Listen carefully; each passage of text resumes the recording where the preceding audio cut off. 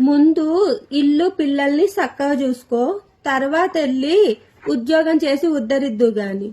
నువ్వా బిజినెస్సా? పైసలు ఎక్కడి నుంచి వస్తే? నీ పుట్టింటి నుంచి ఏమన్నా తీసుకొచ్చావేంటి?